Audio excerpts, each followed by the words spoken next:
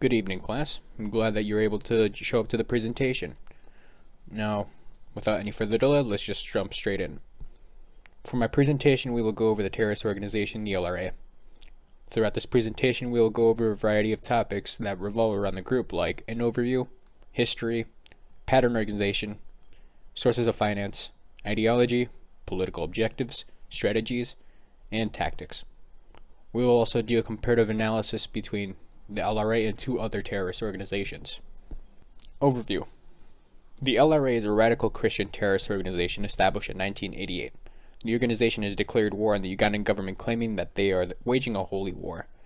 The LRA is consisting mainly of the Acholi people, a group that we will see frequently throughout the presentation. This organization is most commonly known for holding the longest child hostage crisis and for their frequent use of child soldiers. As of 2008, the LRA was considered as a terrorist organization by the U.S. in Executive Order 13324. They are also considered as a terrorist organization by other groups such as the UN, mainly for their crimes against humanity. All of these atrocities that we will look at later were mainly direct orders by Joseph Kony, the leader of the LRA. History.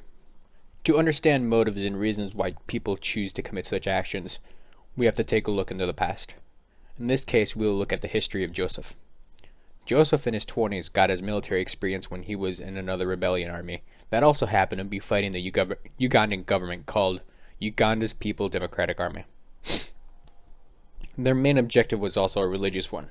They wanted to capture the city of Kampala, stating that when they claimed the city, they would convert it to a paradise. It was a failure. And after the failure of the UPDA movement, there was the Gulu Peace Accord of 1988, an agreement where a ceasefire was declared between the two forces, and anyone that was in the army of the UPDA that wanted to be an army under the Ugandan government was freely able to do so. And if they chose not to, then the soldiers would continue as citizens.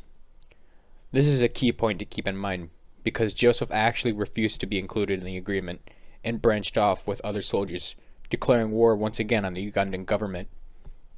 Before the group was called as the LRA, they were initially calling themselves the United Holy Salvation Army. Kony managed to gather support large enough that he was able to gain public attention due to his aunt, the tribe's majestic, Alice Auma. The majestic was also the same person who initiated the first religious movement with the UPDA. Now that we know how the LRA got to where it was, we can now look at where the organization is now with a better understanding. Pattern organization. Initially, the attacks of the LRA were mainly targeting the central Congo region.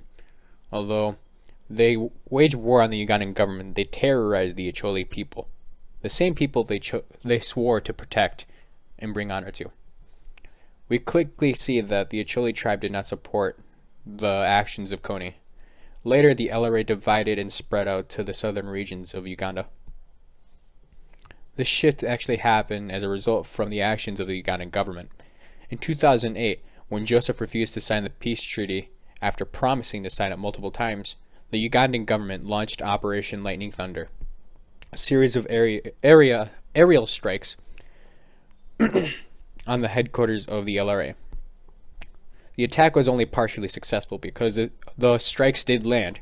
However, the main target was Joseph, and Joseph left the camp only moments before the attack. After the attack, Joseph decided to scatter his forces to make him harder to track. The Ugandan government was looked down upon after this because of this attack. Also displaced civilians into camps. This attack benefited the LRA not only because of the opportunity to extend their reach, but also the new regions to exploit to get resources from. Tactics. The LRA's tactics are fairly straightforward. At this point, I do not believe that they are fighting for a cause anymore, and they are fighting just to survive. They primarily target citizens and focus mainly on the kidnappings of children that they take from the villages. I find the LRA's methods of raiding most barbaric, but unique. The terrorist organizations usually try to convey a message when committing an attack. They focus more on the psychological aspects to mess with the viewer's mind. When the LRA raids, their main objective is to leave no survivors. While they kidnap all the children, It is documented that they clubbed the skulls of their victims, and if there was anyone left alive, it was because they thought they were dead. The ruthlessness really does show on Christmas of 2008. The LRA would surround the houses of victims and murder them as the families ate their meals. They wanted to get to every house as quickly and quietly as possible. The worst incident, I believe, was in another village, where the LRA used the radio to lure people in an area. They would then use those victims to sing on the radio to lure more people in. As soon as the people got there, they were stripped of their clothes. Women were raped while children's heads were twisted off, and men's skulls were beaten in with clubs. When the Human Rights Watch asked a spokesperson for the LRA if they were responsible for the events, the spokesperson denied that the organization had any associations, and that they stated it was the Ugandan troops that committed the act, dressed as LRA soldiers. The Human Rights Watch stated that there was no evidence supporting this claim. Sources of finance. The LRA is very dependent on resources from anywhere but themselves. It is documented, however, that they now have land to cultivate. They primarily get their resources from the loot that they get from villages. It was later found out that the LRA has been supplied by the Sudanese government. The government offers a wide variety of resources such as land for camps, firearms, landmines, materials to build, and medical treatment. It is not known as to why the Sudanese government does support the actions of the LRA. After the raids, when everyone has been killed and all the children are gathered, the boys are taken into the army while the girls are either turned into sex slaves for the LRA, auctioned off, or used as payment to Sudanese arms dealers. As I've stated before, the LRA has held the longest child crisis. In 2002 of June, they abducted 2,000 children, and by 2004 May, they have abducted nearly 30,000 children. This short video gives us a glimpse of the life of children that have escaped the LRA. It has been recently found out that the LRA has been involved with the poaching of elephants also. According to WWF, an organization fighting the poaching of extinct animals, they stated that people have seen helicopters to come pick up the ivory. In exchange, the LRA would get rations. It is found that China and Taiwan are potential buyers of the ivory, and the UN urges them to stop the demand of ivory to prevent poaching and financing of the LRA. Ideology and political objectives. Both the ideology and political objectives of the LRA are tied together because the LRA is fighting a religious movement. Joseph claims that he's being commanded by a Holy Spirit and that he's a prophet of God. Joseph also claims that when they take the Ugandan government, they will establish a government that revolves around religion, implementing their own version of the Ten Commandments. The leader also claims that he was sent to this world as a bastion of peace and that they need to commit this violence to be able to be redeemed after they complete their objective. Only then, that is when the honor will be brought to the Acholi people. Joseph used these kind of claims to gain popularity and to increase recruitment for the LRA. Before we get to the comparative analysis, I would like to show us what the state of the LRA is to this day. Where the LRA is now. In 2008, the LRA was estimated at around 800 troops, but to this day, it is estimated that their numbers range around 200. It is rumored that Joseph has contracted the HIV virus and is still not found, so it is also unknown whether he's getting treatment or not. The International Criminal Court currently has bounties on Kony and his 3 other commanders. Currently, only one commander standing trial. Sudan still supports the LRA, and abductions still happen. I believe it is safe to say that the LRA is a dying organization unless people decide to join their cause voluntarily, but they're having troubles trying to get that because of how people view them. For the comparative analysis, we'll be looking at 2 other organizations and look at the main points that make them different from the LRA. Differences.